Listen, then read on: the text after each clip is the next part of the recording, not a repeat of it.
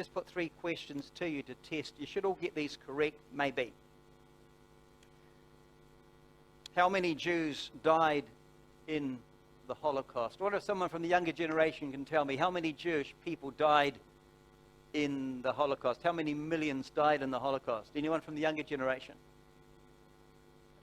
Shani? 6 what? 6 million Jews died in the Holocaust. Okay. Who can tell me what was the difference between a concentration camp and a death camp?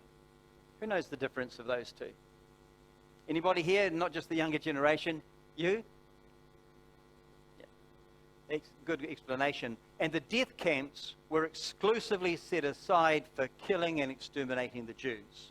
Many Jews died, and others, in the concentration camps because of the terrible conditions.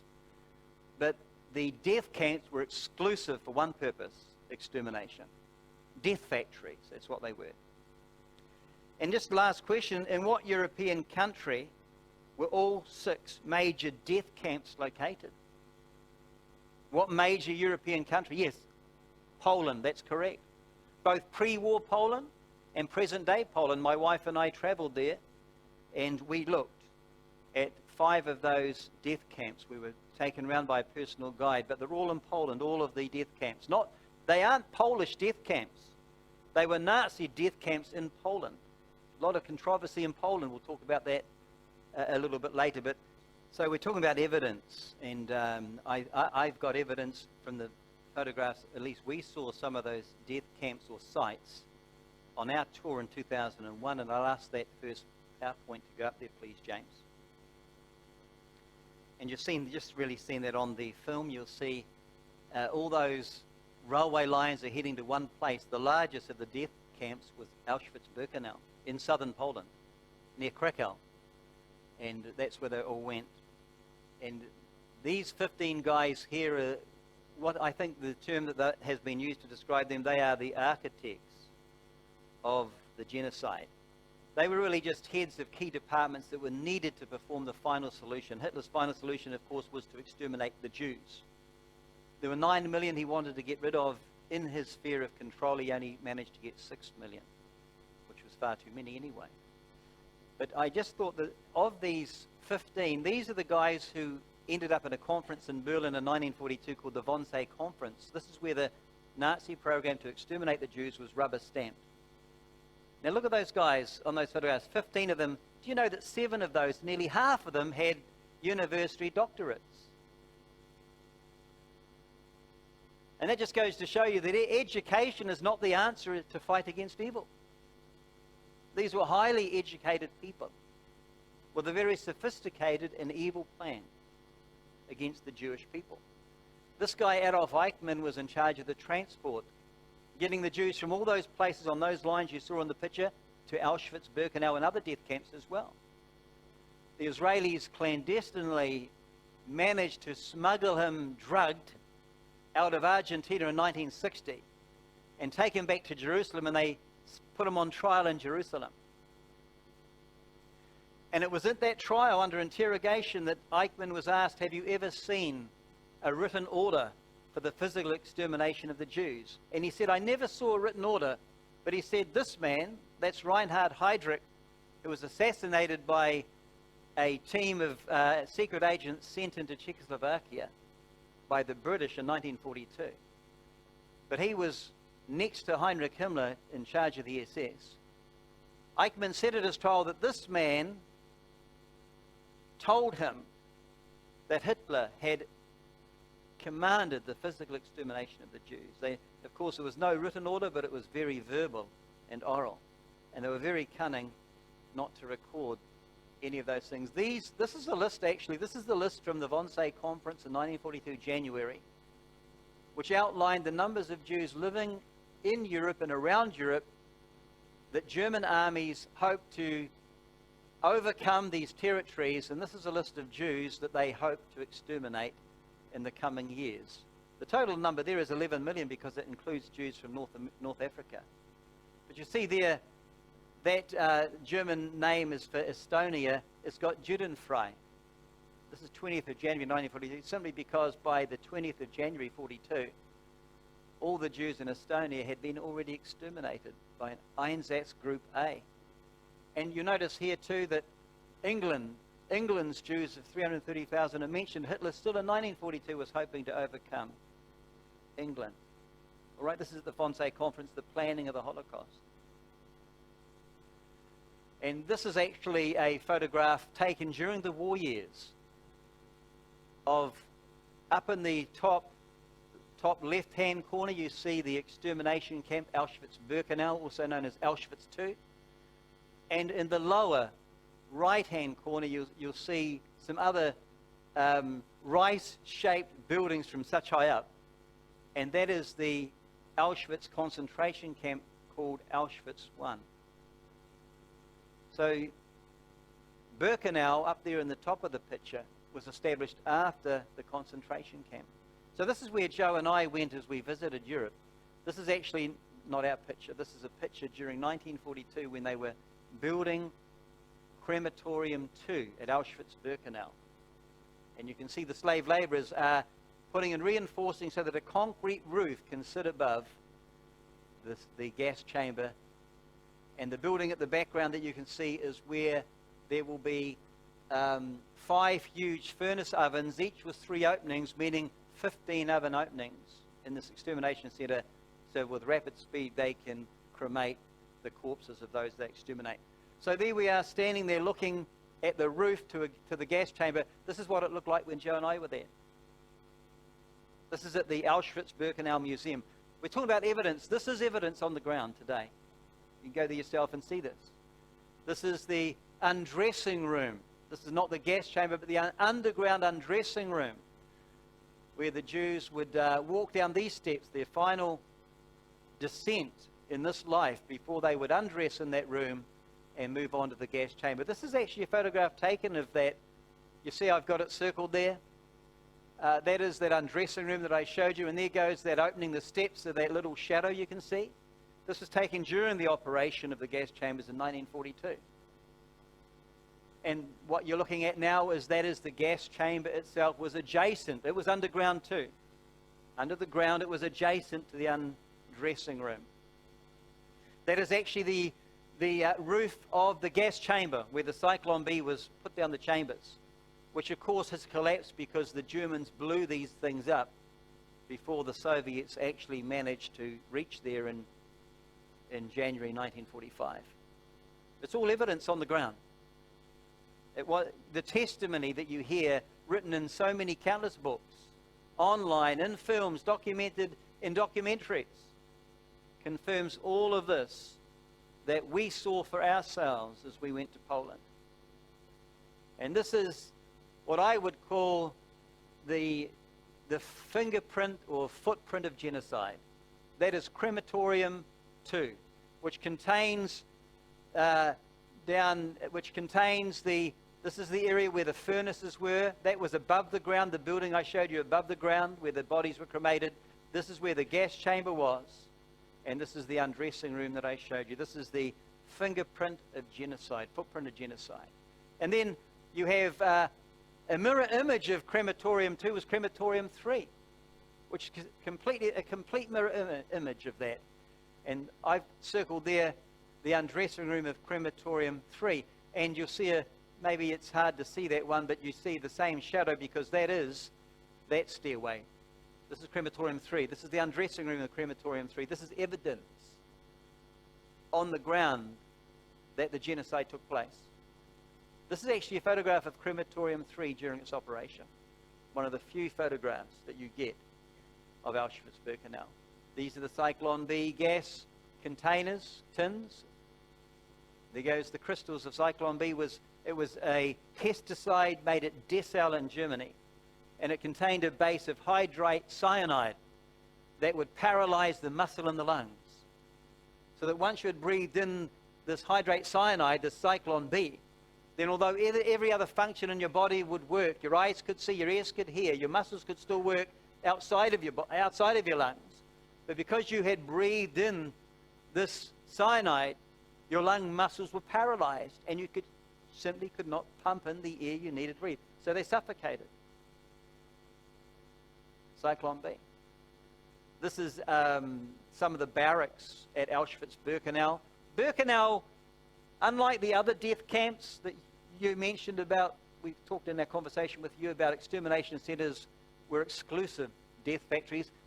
It was a bit different for Auschwitz-Birkenau, the biggest one, because Auschwitz-Birkenau's primary purpose was extermination of the Jews, but it had a secondary function, and that was, it was a holding pen for tens of thousands of slave laborers who were needed for important work in the area of Auschwitz, around that area, because the Germans were building huge munition factories, rubber oil synthetic factories, to aid their war effort against the Allies. And you know, many of the slave laborers ended up in the gas chambers because when they had become too impoverished to be of any more manual use to the German Reich, they went through the procedure. And by that time, they had learned what the procedure was. Or they just died of exhaustion and because of physical deprivation. So 3.5 million Jews died in Hitler's gas chambers. The others died by the Holocaust by bullets, they called it, or by this deprivation and starvation and natural attrition because of what was going on. So that's the slave laborers in 1942 building a ditch in those areas of the barracks, and that's that ditch that Joe and I, we took the photograph of that ditch right there. This is evidence on the ground. This is just confirming what we've been told for years.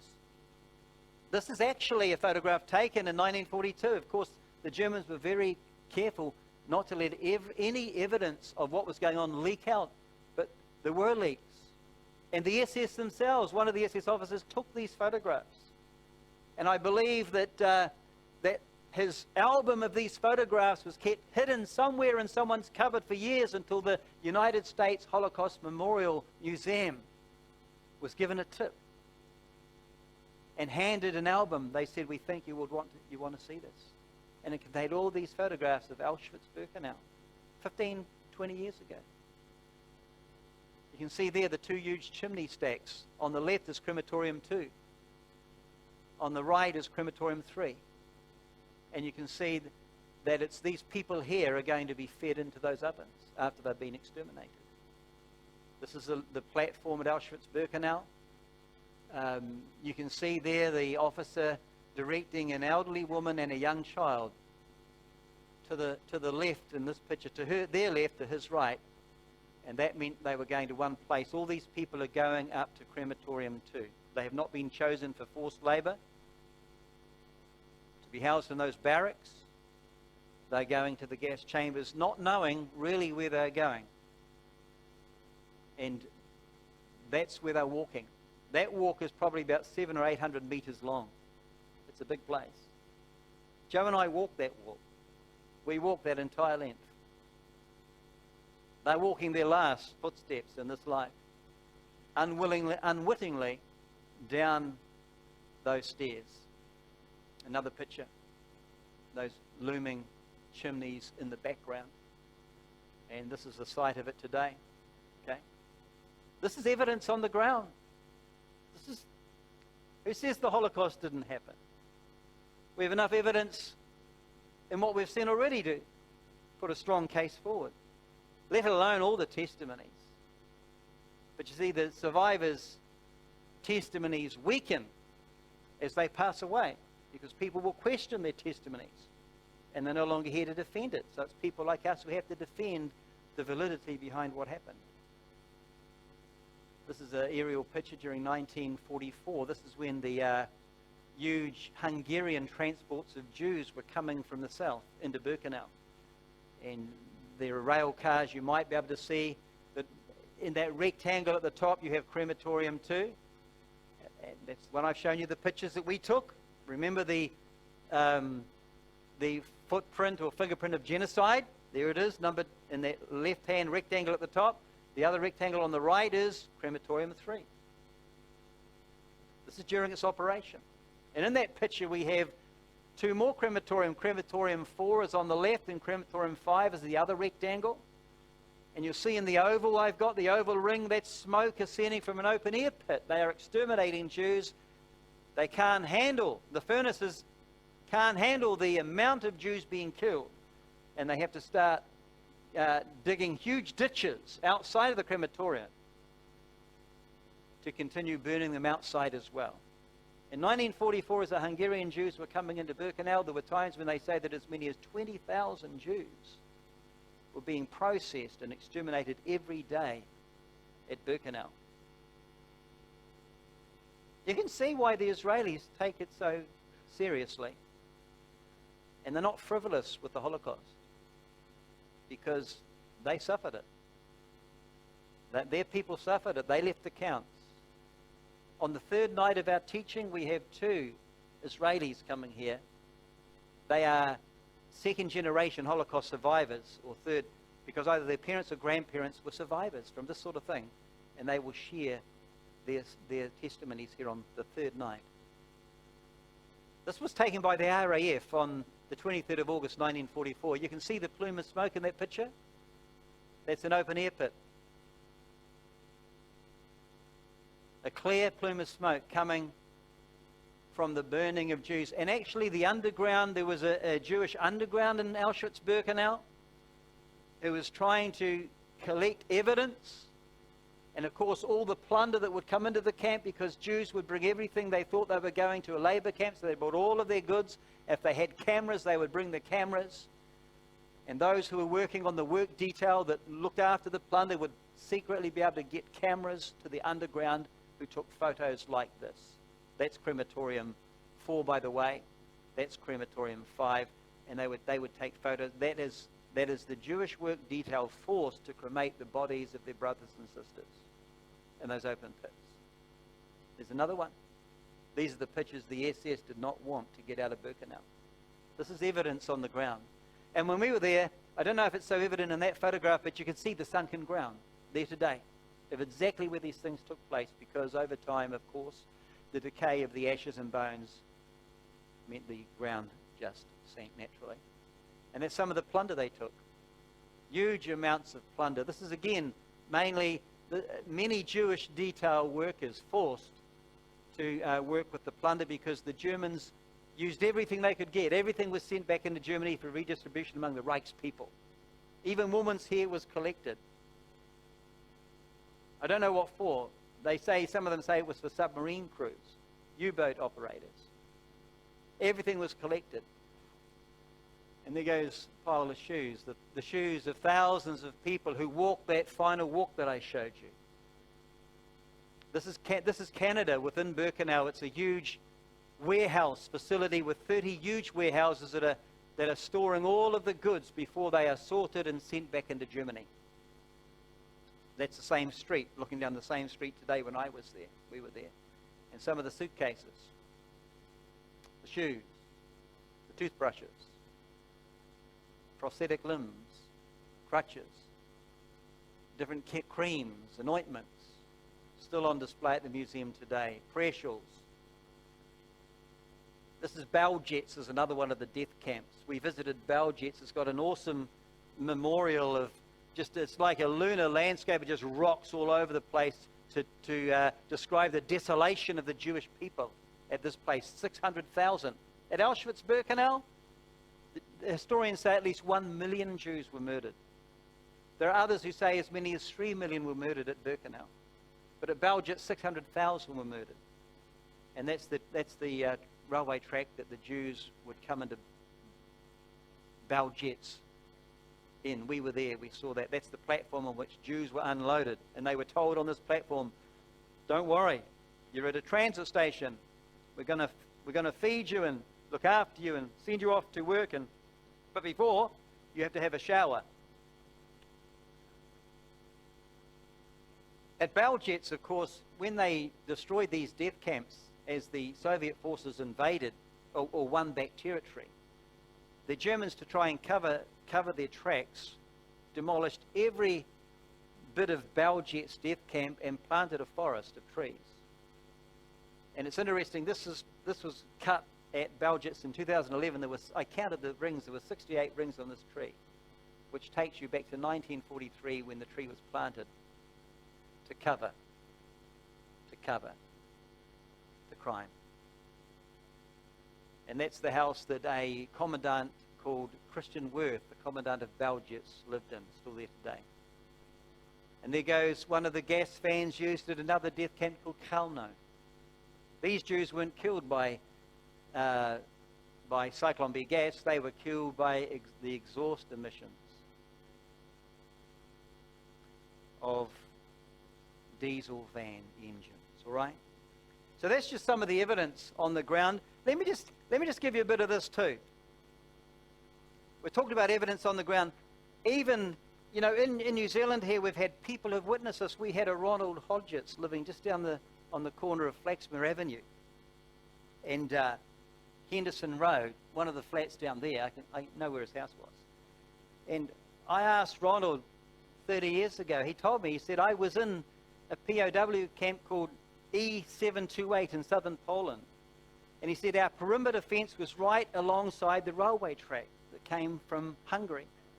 And he said we witnessed the Hungarian transports of Jews going past.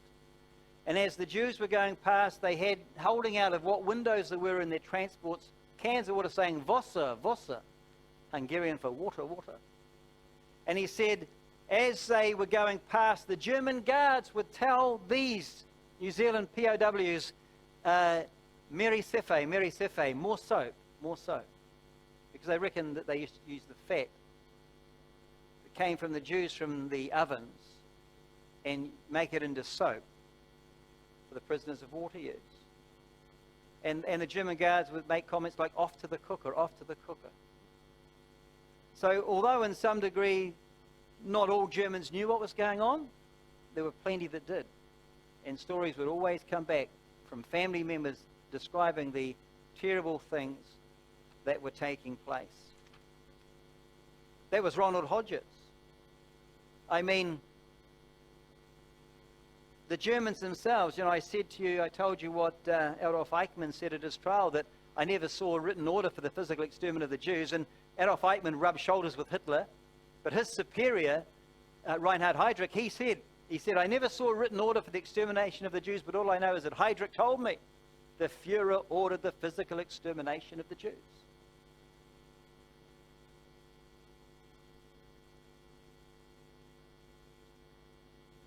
Even what about this? A prominent Protestant church bishop in Germany who was trying to defend the Jews. He was a popular churchman and leader among Christians, so much so that the Nazis left him pretty much unmolested because of his popularity. They did not want to harm him too much in case because of the popularity among the Christians of Germany. And he wrote to the German government warning them that if they don't stop and stem what's happening to the Jews, that there'll come a day when we'll have to pay for this. And this is what he wrote at the end of 1943. By the end of 1943, there was no Jew found on any German street in Germany. Germany had become what they call either Judenrein, which is free of Jews, clean of Jews, or Judenfrei, free of Jews. And Bishop Worm wrote his second letter, this time to the Reich Chancellery. And he said, and I quote, "We Christians consider the policy of exterminating the Jews as a grave injustice and of fatal consequences for the German people. Our people see the suffering imposed on us by the air raids as an act of punishment for what was done to the Jews." There they are in 1943, admitting openly, we know what's going on. You're exterminating the Jews. We're concerned with what you're doing. It's unjust. And we Christians see that the air raids, that the Allied airmen are pouring down upon us from the sky is an act of punishment from God because of what we're doing to the Jews. These things were known. I can't really read everything that I've got here as far as testimony, but we are looking at evidence tonight. Evidence. What about this evidence? Auschwitz-Birkenau, the biggest death camp. Rudolf Höss was the camp commandant for most of the operation of Auschwitz-Birkenau. He went after the war. He escaped and ended up on a German farm under an alias name.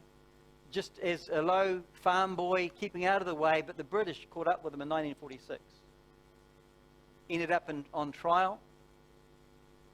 And in his trial, and for his trial, he wrote a full affidavit of the genocide that took place under his leadership. And at the Nuremberg War trials, he was interrogated regarding his affidavit and what he'd written. And part of the affidavit goes like this. There was a Colonel Amen that said, "And the affidavit is true in all respects, is it?" He said, "Yes." This is Hearst admitting. And he said, "So in your affidavit, you say on the 1st of May 1940, and he's quoting from his affidavit, and he's reading it out to him in court. He says, "In May 1940, when I was appointed commandant of Auschwitz, I commanded Auschwitz until the 1st of December 1943, and estimate that at least 2,500,000 victims were executed and exterminated there by gassing and burning. And at least another 500,000 succumbed to starvation and disease, making a total dead of 3 million. And then the cross-examiner, Colonel Amen, says, "Is that all true, witness?" And Commandant Hearst says, "Yes, it is." So even the Germans themselves have testified about the validity behind the Holocaust.